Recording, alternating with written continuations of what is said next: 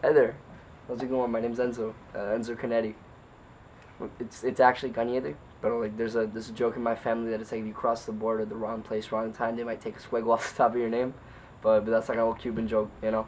But I say that because we're meeting in terms of business, in an elevator and such, and yeah, the reason why I do so is because I come from a family of journalists, which is what I study now, and it's cool because you grow up and you get to see in newspapers from different areas, you get to see your last name the way it was written originally, and it's just something nice when you get to see your heritage printed out and you get to see that in a way you're kind of following in the footsteps, but you're also trying to carve a new path for the people around you. But that's what it is, man. It's like I said, I'm a journalist. I'm at FIU right now. I'm studying journalism, and that's the whole goal, man. Representing the heritage, but also the communities. I grew up in Hialeah. I grew up here in Miami, and something interesting that I say is when you grow up around the element that you grew up around, you start to find that you gravitate towards something very specifically, and one way or another, and I'm sure you relate to this, you find that that'll reflect itself in whatever you do for work, whatever you do for the rest of your life. There's always something, some core thing that brought itself from where you grew up to where you are now.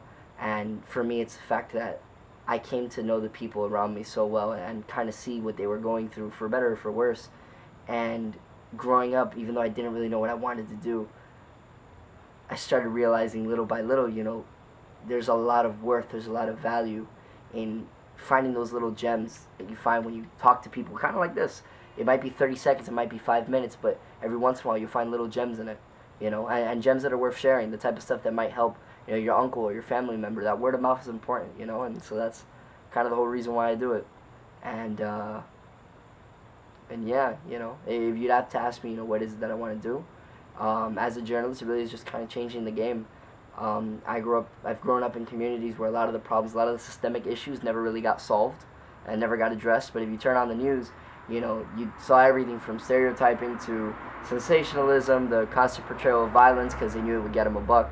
And it does, that's what sells, I guess. It's what's reliable for other stations. But for me, when you've seen that, for example, the resources don't get published enough, you start to find that if you would do it yourself, if you'd spread your own word of mouth, and make that tenfold, amplify it tenfold, you can help a lot more people than what the actual helpers in place are doing. And when I say that, I'm referencing, modern journalism and the news and reporters, and, no hate to them, but I just feel like the game could be changed, and that's exactly what I'm doing little by little, person by person, handshake by handshake. So yeah, it's cool to meet you.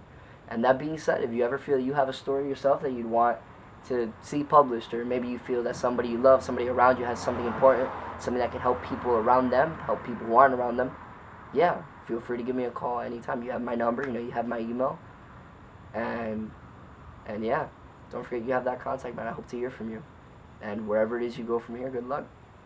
I'll see you around.